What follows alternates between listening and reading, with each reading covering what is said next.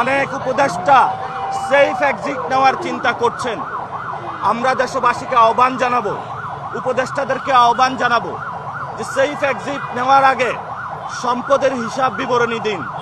জনগণের সামনে কি কাজ করেছেন এতদিনে সেই বিষয়ে আপনাদের সালতামামি প্রকাশ করুন।